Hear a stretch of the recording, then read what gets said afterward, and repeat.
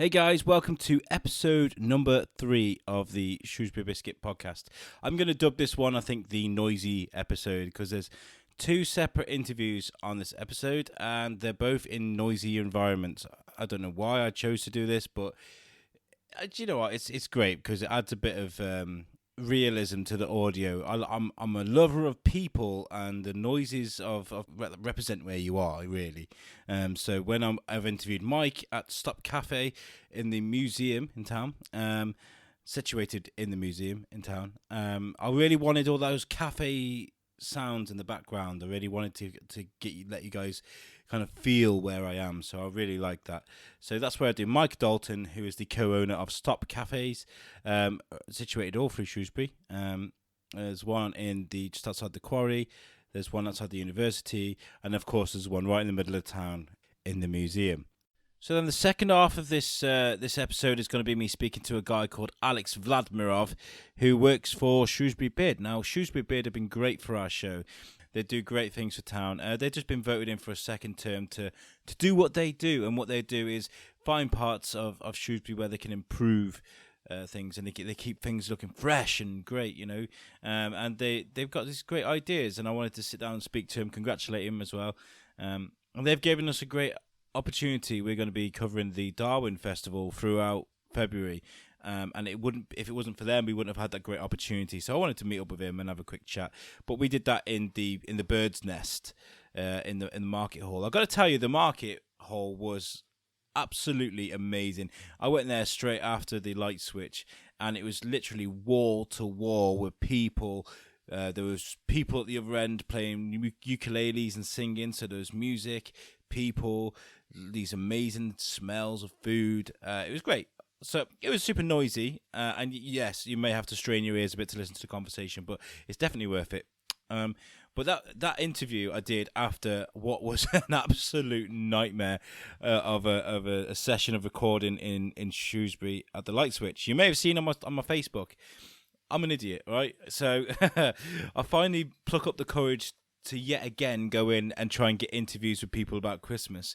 And it's going really well. I'm getting like 3 interviews. I'm speaking to people. They're telling me about what they got planned for Christmas. And it's quite a nice little, you know, a bashful kind of pleasant kind of conversations and stuff. I even bumped into my friend Stacey, who I work with at the prison. She gave a great interview. But none of your interviews were recorded because I forgot to press the record button twice instead of once. So I felt like a bit of an idiot. In fact, the only interview I've got on my Tascam is the one I did with my 3-year-old boy, which... There you go. There's my phone going off as normal. So yeah, the only interview I got was from my 3-year-old. I don't know whether to put that on the episode or not. I'll have to ask my wife for permission for that. But yeah, a great episode, guys. 2 different interviews, but similar kind of styles. It's a different sound to what you're going to hear on the podcast, and that's what I want to aim for. I want something different every time, and you can't be any more different than to be recording in a cafe or, you know, a busy market hall. So I hope you enjoy it. Make sure you give me some feedback, whether you liked it or not, whether you like those sounds of you know, those kind of hustle and bustle sounds in the background. I really like them. But anyway, hope you enjoy the episode. Let me know what you think, and I'll catch you at the end of this podcast. Hey, have you ever wondered what makes Shrewsbury such a great town? I think about it all the time. That's why I decided to create the Shrewsbury Biscuit podcast. A place where we can sit and talk to people from all walks of life, listen to stories about what makes this town such a great place to live. We are going to be talking to authors and historians, artists and musicians, entrepreneurs, and people that have got great stories to tell about this town. Welcome to the Shrewsbury Biscuit podcast.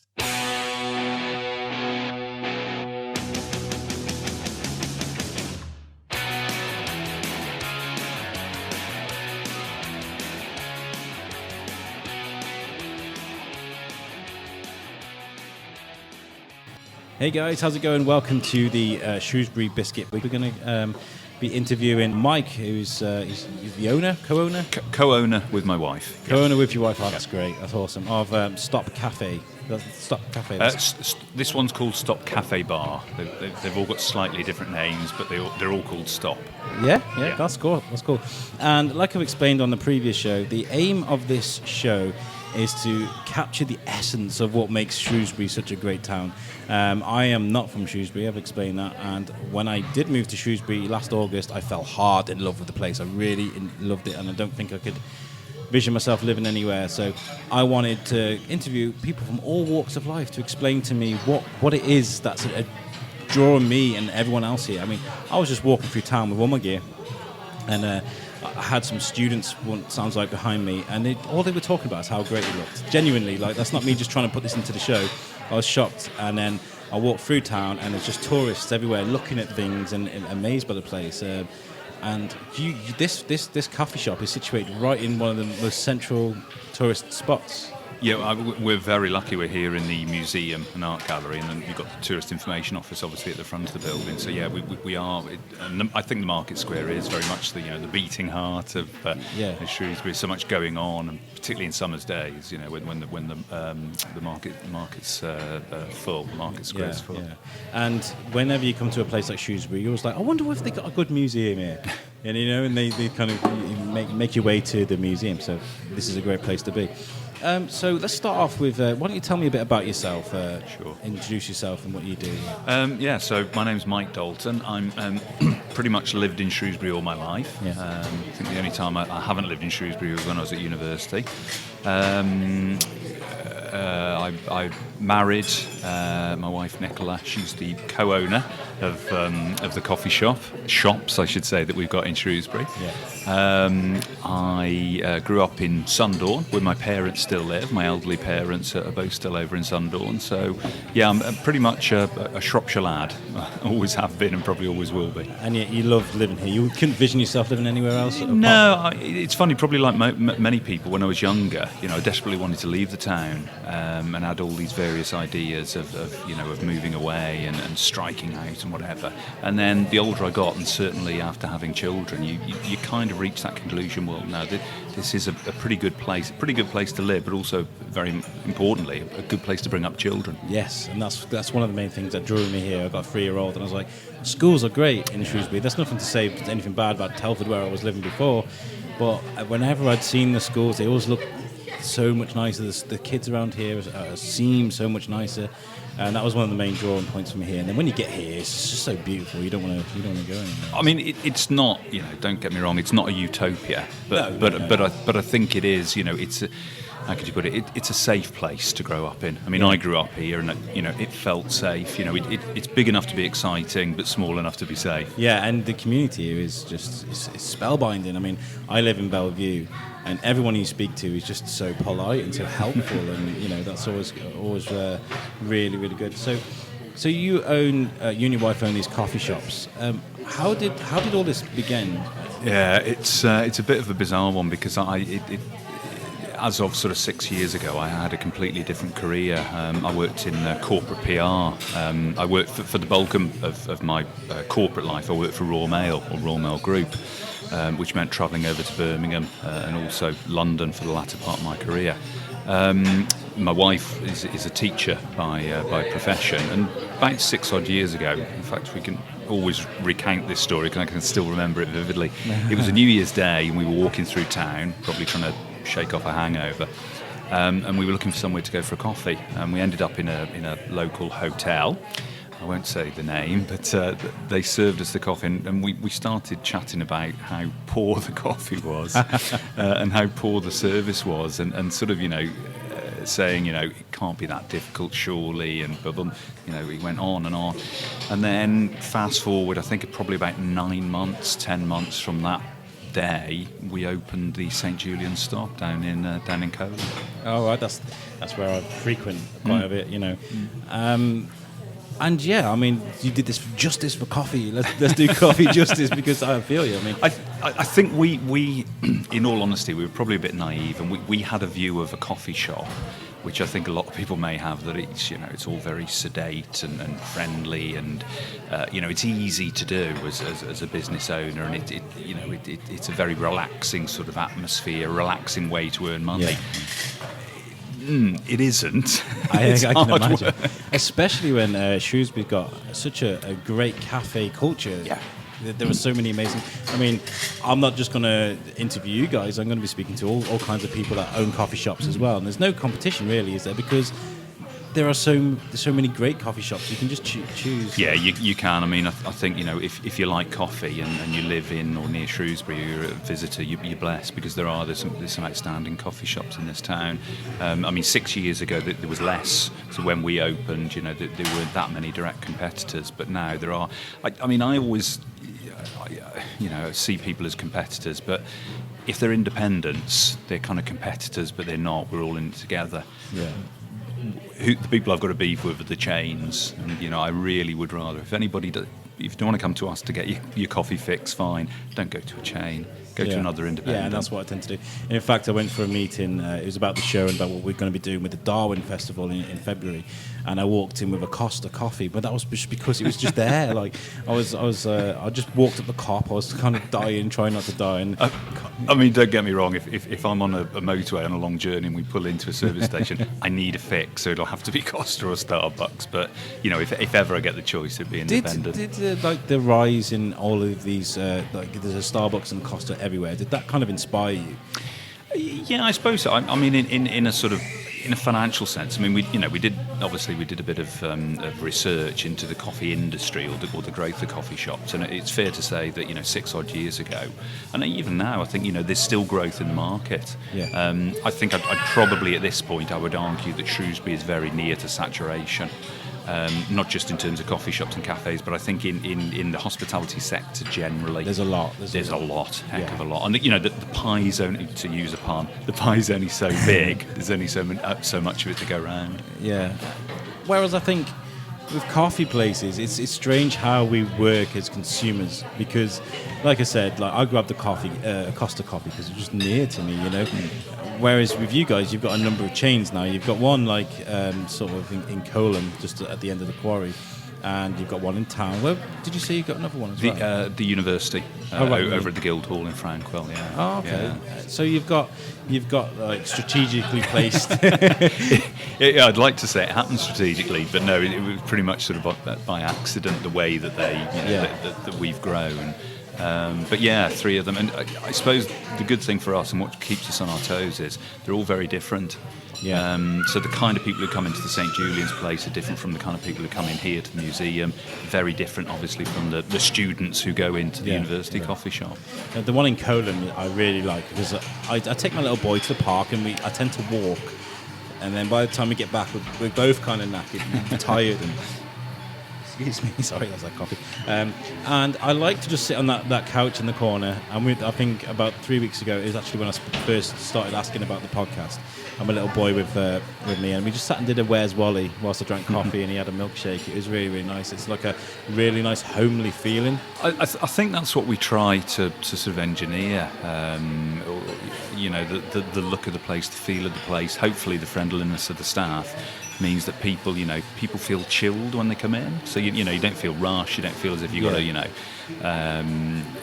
you don't feel hurried to finish your coffee. You can spend a little bit of time there. I mean, the only time it does get very rushed and hurried is we have a couple of running groups on a Saturday and Sunday morning, okay. Park run and junior park run. So the place is absolutely rammed. Espresso, go!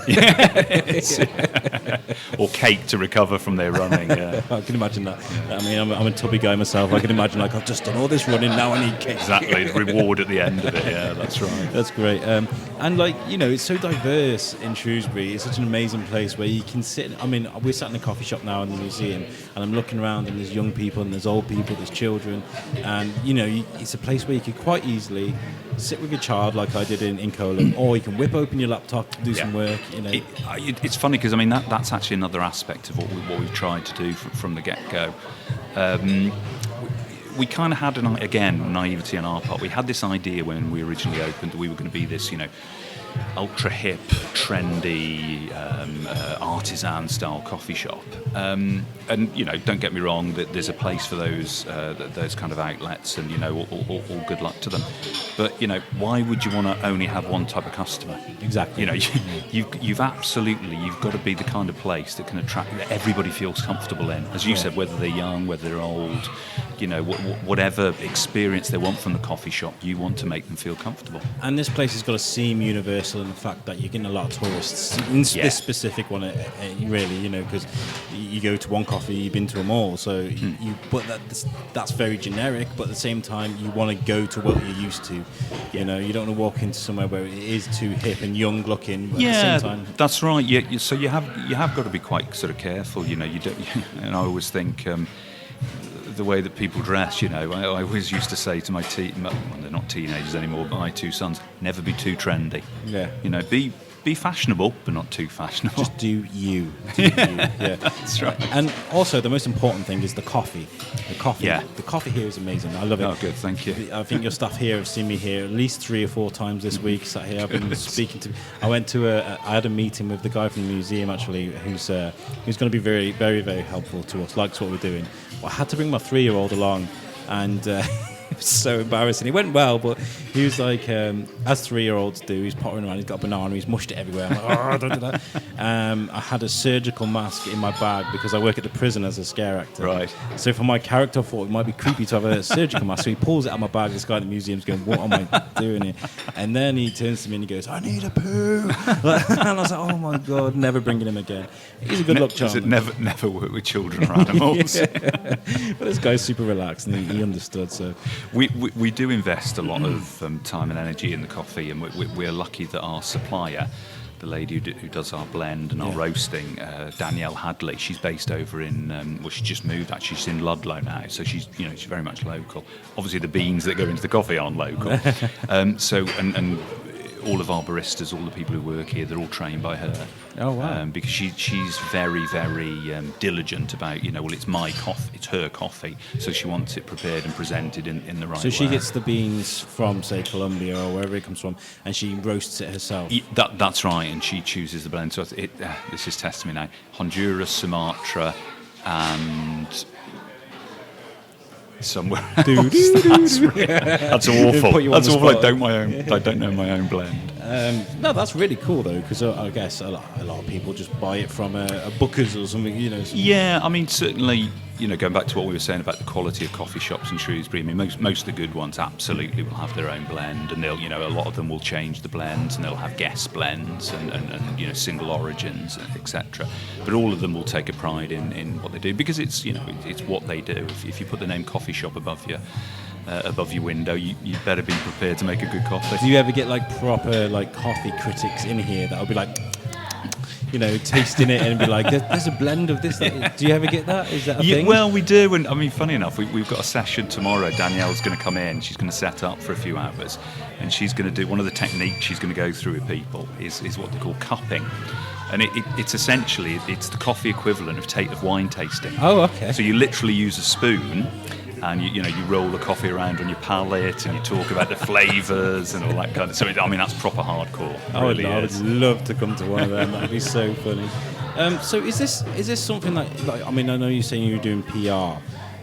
Could you ever imagined of doing this when you were younger? I mean, what were you like when you were younger? I was. What's that Australian term? A larrikin. I was a bit of. I didn't do particularly well at school. I was a class clown. I was the guy telling the jokes, the guy not concentrating. Jack the lad. Something like that. Yeah. But so no, and genuinely, I didn't know what I was going to do as a career anyway. I mean, I fell into PR just completely by accident, as often I'm sure most people do with their careers. Yeah. But it was, as a career, I absolutely loved it. I mean, I spent 20 years doing it, and I really enjoyed it. I worked for big organisations and tackled some big issues. But no, I mean, I'd like to think I was good at it. Whether I was good or not, I don't. It's for others to decide. But I enjoyed it. I really did. Yeah. What was more demanding, the coffee business or the PR business? Oh, the coffee business. Really? Absolutely, the coffee business. I mean, when I look back at my corporate life, I had it so easy. I mean, I always tell the story about when we first started the business. I couldn't, I'd made that jump from being corporate. So just a silly example, I'd never had to buy stationery. So, when you're running your own business, everything is down to you. You know, I mean, I'd never bought a mobile phone because the business supplied it. I'd never bought a car because the business supplied it.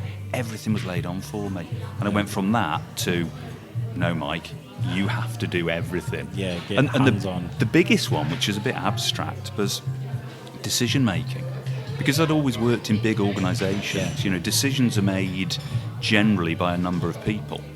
Until it gets to the chairman or chief exec, and then he or she will make it. But you know, I was always part of a decision-making process. It was a team exactly. Thing, yeah. And I went from that to, you know, day one of, what are we going to do now?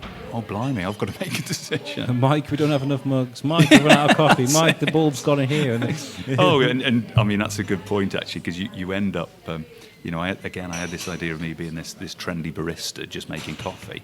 No, I'm rocking toilets. I'm a woodworker. I've got a monkey wrench. I'm doing everything. How well do you work with the museum? Is there like does it get awkward sometimes when they're like, well, we've got to close. You got a feature now, but we've got to close. No, they've been great. I mean, we've been here now for 5 years, and they've been absolutely fantastic.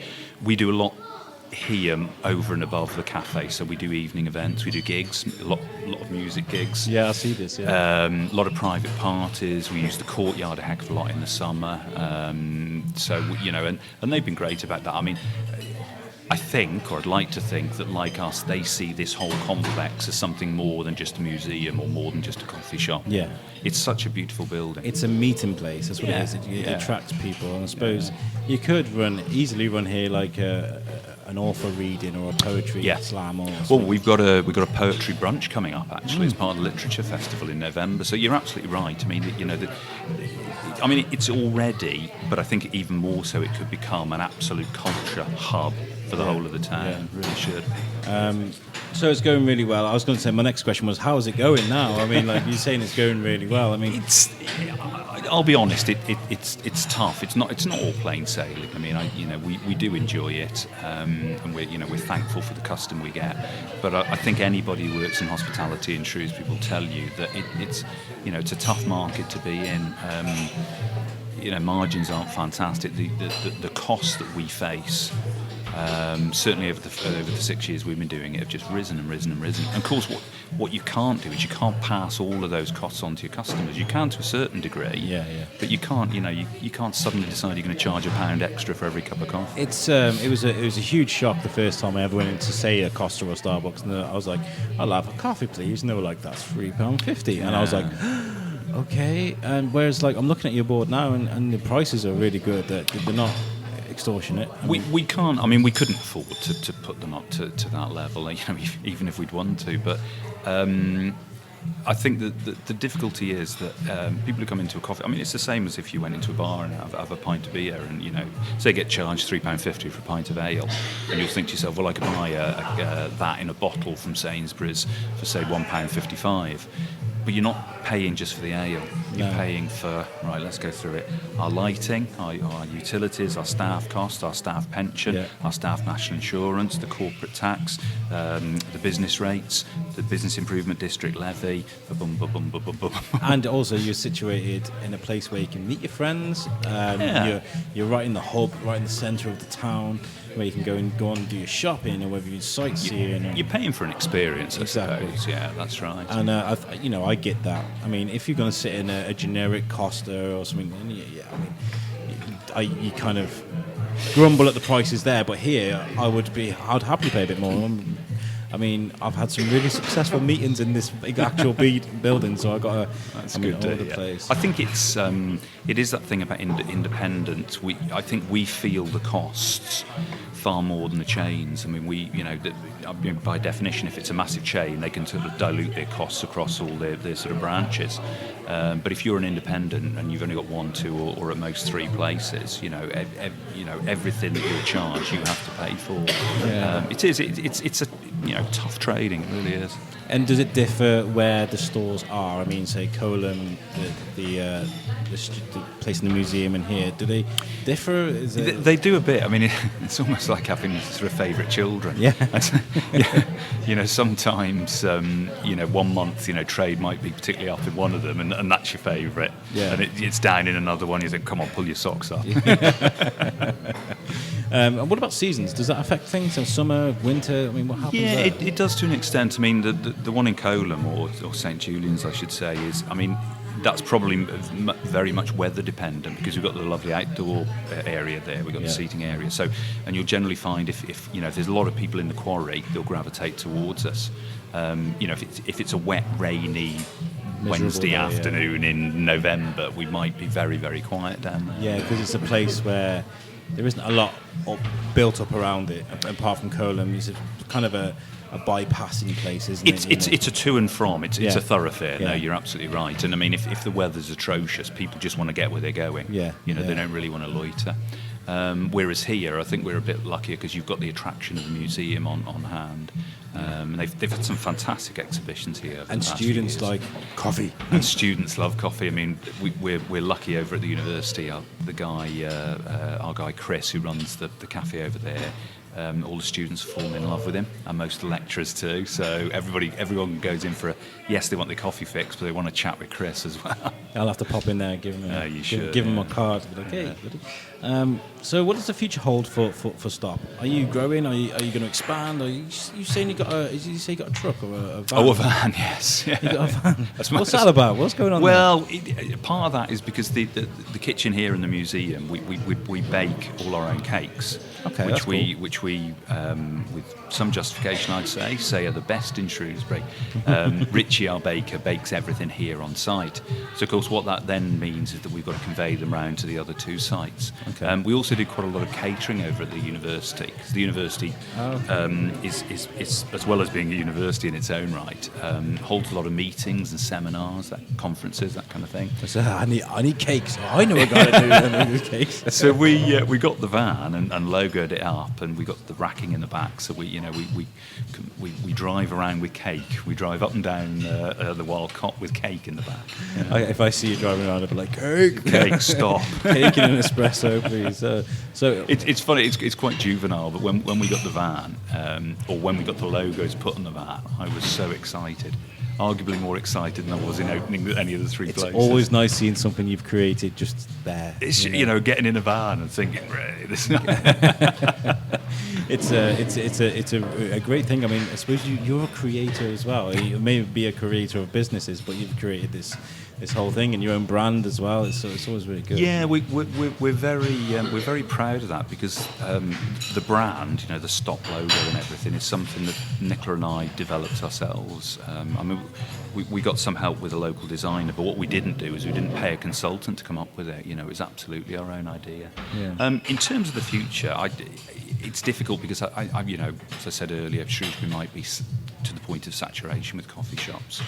So I think if we are going to open, and we would like to open more, it might have to be, if not outside Shrewsbury, then maybe sort of located within another building or attraction.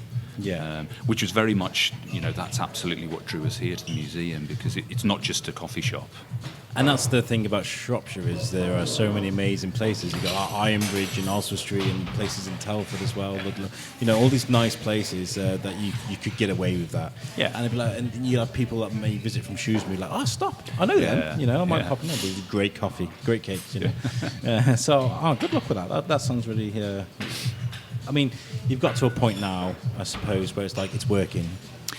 Yeah, it is. Let's keep it that way. Yeah, it is. I mean, it doesn't feel like a panic from day to day like it used to when we first started.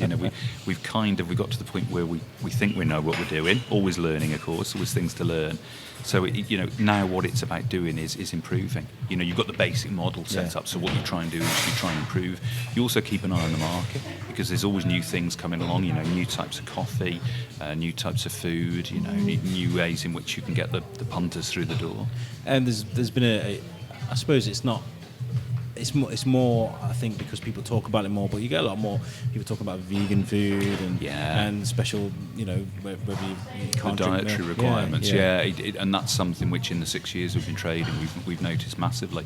So here on the menu we've got gluten-free alternatives, we've got vegan alternatives, we've got if you don't want milk, you can have oat milk, you can have soya milk.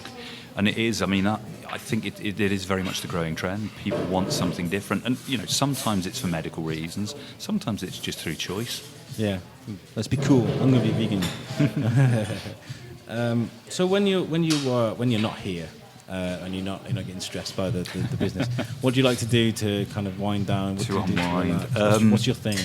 Right. I don't know. What did I say earlier? Heavy drinking and sleeping. Yeah, one followed by the other. I don't know. I suppose I watch a lot of sport. I've always been into sport. Oh yeah, what's your thing?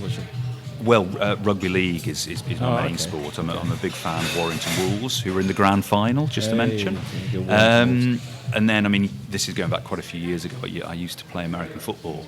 Oh, right. I'm just getting into that. Oh, what a sport. I mean, I'm way too old to play it now, but no, for about 13, 14 years I played, including for the local team, the Shropshire Revolution. Oh, wow. So American football was always a big part of my life. I've got a few friends that are into all that. John Biggin. I know John. Yeah, he's a big guy. He's a big guy. Big and by name, big and by nature. Yeah, he's a strong guy. Yeah. I work security, not with him, but he was a colleague, I suppose, by extension. But he's a great guy. Yeah. I wouldn't want to face him on an American football field. He'd knock you into the stands. He was huge. So sport's something I've always been into. I mean, I read a lot. Watch a lot of films, very much into films, like music.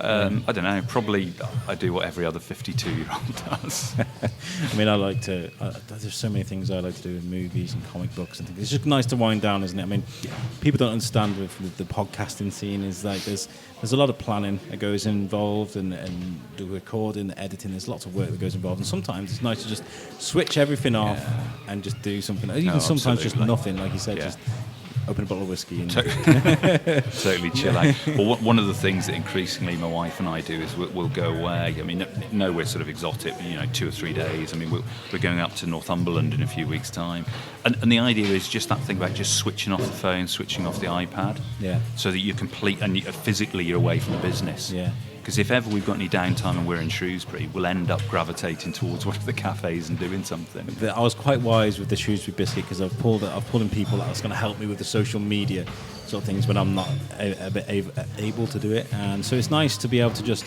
switch that off because with my other show I couldn't exactly just do that because you'd be panicking like, are they slagging my show off? Like, I've written a bit here where maybe we can give your business a bit of a plug. Let's talk about those people that haven't come to Stop. Why would they want to come to Stop to drink coffee? Okay, well, first and foremost, the quality of the product, the coffee, the cake, the savoury lunches that we provide is as good, I believe, as anywhere else in Shrewsbury, better than a lot in Shrewsbury. I think one of the things that hopefully sets us apart from other places, because there are a lot of places to eat and drink in Shrewsbury, is the friendliness of the welcome. I mean, we're very, very, very lucky to have an absolutely fantastic team. So friendly, 3 cafes. So friendly. Yeah, that's good to hear. That's good to hear. And I think there are a number of places that do really good coffee in Shrewsbury. So you've got to look to yourself and say, well, how can we set ourselves up as different from other places? And I think ultimately it's the level of your service. If you've got really nice people working for you who like to smile, like to greet people and treat people with respect and properly, that goes such a long way. Yeah. Fantastic. Yeah. I mean, I love the place because it was. I've shared some great moments, mainly in St. Julian, because like taking my son sledding for the quarry. He actually fell asleep on the sled as I was dragging him back. My arms were like pounding. I was like, oh my god! So I woke him up. I was like, we're going for coffee, and we sat there, and he was just a really nice moment. Like, so you're from Shrewsbury. You're a Salopian. What does Shrewsbury mean to you? I think. I know that people often have a problem with this, but the original one-off idea that the Shrewsbury Bid come up with, I do think there's a lot in that. I think Shrewsbury it's unlike a lot of other places. I've travelled a lot, usually through business in my old life, throughout the UK, and I don't know, Shrewsbury does kind of feel different. sometimes for bad reasons, but mostly for good reasons. But I just, it's, as I said, it's big enough to be exciting, small enough to be safe, Quite exclusive, yeah. Yeah. I love that you get these amazing historical buildings. I mean, I was just walking through now, and I was thinking, if you were a fan of like maybe Victorian kind of dramas and things like that, you could walk down the street and feel like you were in a Victorian town, Oh, absolutely. And there are a lot of people. I'm hoping a lot of people in America will be listening to this. If people from all over that might be attracted to coming somewhere like that, but also you've got a lot of futuristic, interesting looking buildings mashed in with that. No, that's right. I mean, just here where we are at the moment, I always, one of those things, because you kind of you live or work on top of it, you don't really appreciate it. But Vaughan's Mansion, which is just over my left shoulder, so that's the white building in the courtyard, it dates from the 1200s. It's just like, that blows you away. Go out there, sweep in the courtyard, and I look at it and I think, wow, that's quite something. And we're using it. It's being used. That's the great thing. Yeah, it's not just locked away. I was speaking to an architect. I forget his name, which is really bad, but I was speaking to an architect who I'm probably going to get on the show. I'd love to speak to him because he is his company is responsible for restoring a lot of the buildings around here. And he showed me, he sat me down and he showed me his computer and the amount of files he's got on the buildings. He did the market hall. Oh, wow. That's absolutely iconic. I mean, we go there a heck of a lot to watch cinema there, and it's, again, that's one of the jewels in Shrewsbury's crown. It really is, that place. It's fantastic. Well, we're going to be hopefully speaking to them and linking up with the theatre as well, because they're obviously the same, one of the same.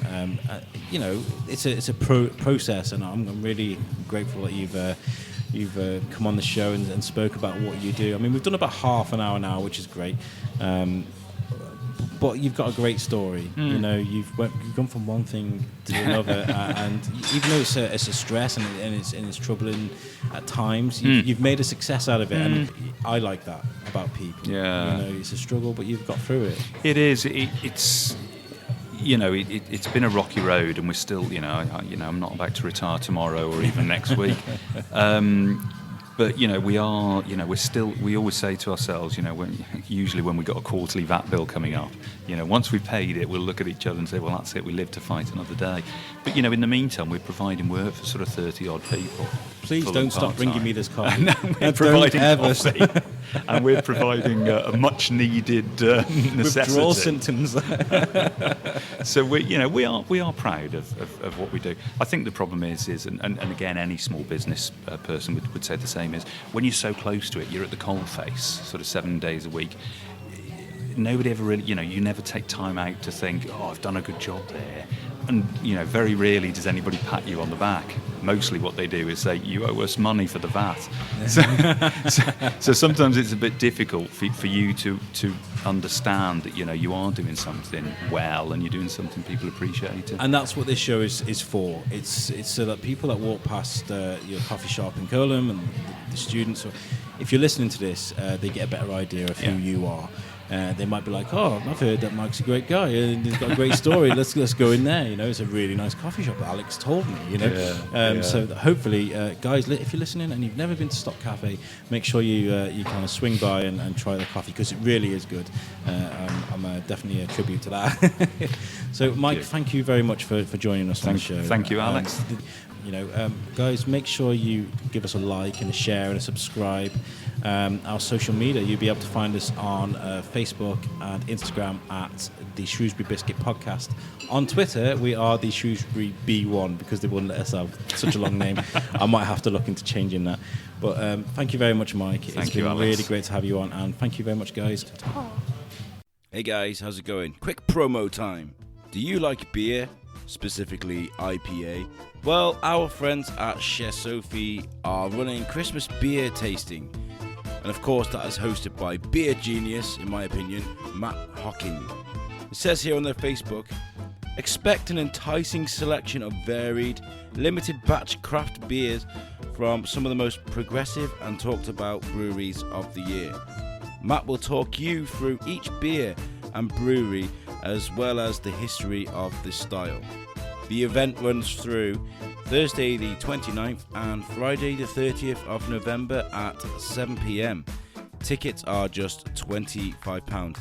If you don't know where Chef Sophie is, firstly, Shame on you. It's a great waffle house on Mardle in town. They sell great waffles, coffee, all kinds of food, really nice foods. They also sell some great IPAs there. I visit there quite a lot because me and Matt have a lot in common as far as beers are concerned. Make sure you check these guys out. I'll be definitely dropping a link to this event on our social media, so it'll be there for you to check out. Thank you guys, and on with the show.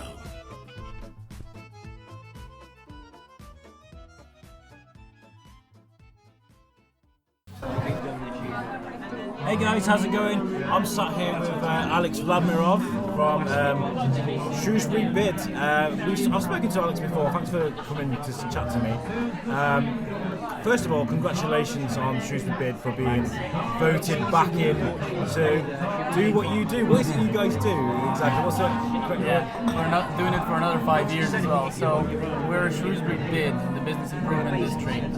We're basically voted in by our members as a business-led organization, not for profit, and our aim is to make Shrewsbury a better place to work, live, visit, invest in, and also study in as well now. Okay. So the way a business improvement district works is that it works in a certain area. For us, this is Shrewsbury Town Centre, and we are tasked for 5 years to have a clear business plan and then deliver on it, and every 5 years we have to be voted back in. So for us, we were quite, glad to receive a very strong vote of confidence with 88% of our members saying yes. Yeah, it's like 9 out of 10, so that's pretty fantastic. good. Well, you have my vote anyway. You guys have been great for the Shrewsbury Biscuit. Did you have to sell any kind of ideas to be able to win that kind of? Yeah, and I can wave around our business plan, which it's a kind of 10-page document, but we tried to summarize it in 3 areas that we're trying to do. So we're here to promote the town, we're here to animate it and support our members, and also help them by representing them when that's needed. Well, that's really, really good. Can you elaborate on kind of where you might be going with these Yeah, obviously that's quite a strategic thing. So I guess in the promotion we tend to focus on seasonal campaigns, showing things through video, social media, all across through the marketing mix. And obviously we're sitting here at the moment after Light Switch On, and our key campaign for Christmas is the Get Wrapped Up in Christmas this year. So what we want to encourage people to do is get cozy in Shrewsbury, because it's got that welcoming nature. It's got one of the best cafe cultures you'll see anywhere. So you've got some of these, like at the moment we're sat in the bird's nest in the market hall, and the music is getting louder and louder as we're talking. But it's a great place to come and sit and relax. It's very creative, very great to look at, and Shrewsbury is full of places like that where you can come in and get cozy. Yeah, absolutely, and we want people to feel free to pop along, stay in the town. So that's on the promotional side, but also you would see us do more things that would give people a reason to pop in. So looking ahead into 2019, a key thing we're organising is the Darwin and Shrewsbury Festival. So that's in February, and there will be over 48 different events, most of them for free, for people to pop along and see what's on offer, because the amount of times I hear people that just don't know what's happening, or like just haven't been on that particular street, haven't been into this particular shop, and we just want to showcase what Shrewsbury has to offer. Yeah, and elaborating on Darwin and the festival that you bring in, which we are covering by the way. We've got kind of, I was going to say we've got like exclusivity, but we're the only Shrewsbury podcast, so we've got exclusivity anyway. Well, I've got a lot of time off on February. We've got a team of reporters, so we're going to be covering as much as we humanly can of that. What is the main cause for the Darwin Festival? Why do we do this? Why do a festival for Darwin? It's a good question, because actually when I moved here 5 years ago, some people would have said, there isn't enough of Darwin to tell a story here to actually follow it up. And I just obviously did a lot of reading, and that's not true. I mean, Darwin spent nearly 30 years of his life in Shrewsbury. His house where he was born is here. So Shrewsbury definitely has the legitimate claim to some of his fame.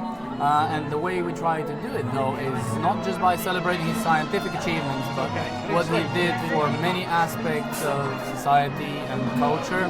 So we try to celebrate mainly his what he brought in, kind of encouraging people to think independently. It's hard.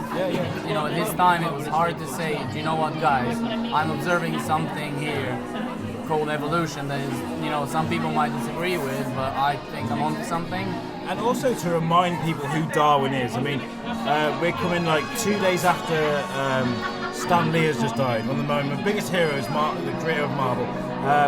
And I was talking to some youngsters about Stan Lee, and they're like, who's Stan Lee? And I nearly died inside. I was like, how do you not know who Stan Lee is? No, it's important some of these people to celebrate it. Stan Lee left a great legacy, as did Darwin. And it's important for people to remember that.